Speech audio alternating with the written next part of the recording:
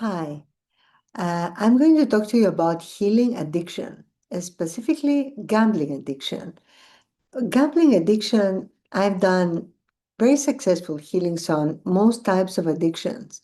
Gambling addiction, as all addictions, is, a thought form and tiny, tiny, tiny. It can be a speck, that is telling elemental, tiny, tiny.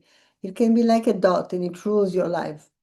It tells you that you have decided not to do it, not to ever gamble again. But then when the thought arises to gamble, or when you see something that triggers the desire to gamble, there is this strange logic that takes over that no, this time I'm lucky. I'm so lucky. I feel so lucky. Definitely, I'm going to, win. If you read the Gambler by Dostoevsky, I know he's Russian, but he was Russian at different times. It's amazing. It shows how this man loses everything, and then he's given a ticket by his beloved to go back and meet her because he has lost everything. And he's so happy that he's so lucky that she finally loves him and she wants to be with him. He feels so lucky that he goes and gambles and, of course, loses the ticket and her, certainly. So this is what happens with gamblers. They have this strange logic, as with alcohol, with drugs, takes over, and you're like, no, no, this is going to be this time it will be okay. Or whatever. There is a logic that covers this, that triggers this. So it is very important. So what we do with pranic healing is we make that logic go away. We deconstruct this logic, and I will tell you how we do it. First, though, it's very important to make the patient, the client, the patient, whatever. For me, it was a patient that he came to me and to make him very receptive. So I asked him a few questions first. It's good to communicate first and to ask him if he has a family. So he became, very ashamed, telling me that, yes, I have a family, I have a baby, and, to lose the money for the baby or for the rent or for, it's horrible. So he was feeling all that. And he became so I said to him, so are you sure you want to overcome this? Are you sure you want to heal? And he saw it as he was talking to me about it.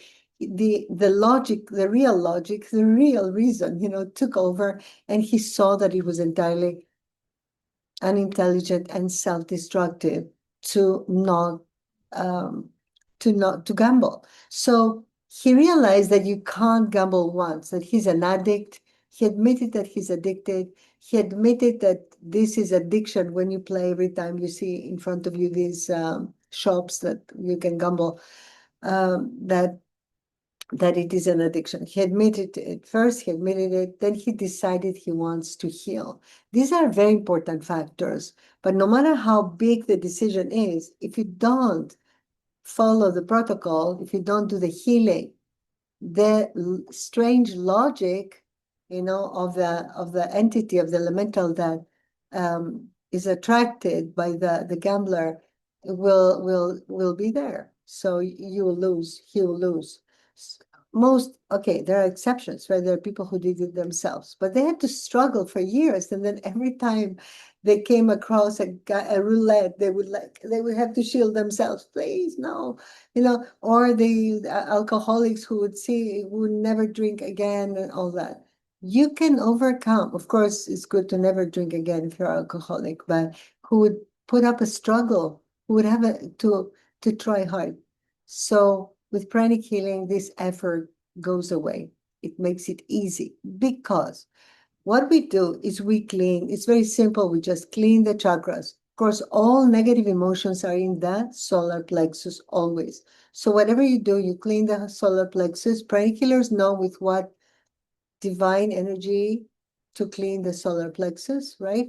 And then after you clean and energize it with, healing energies, then what you do is you clean all the related chakras. In his case, because it is also in the navel, which makes decisions for himself. It's also in the basic chakra.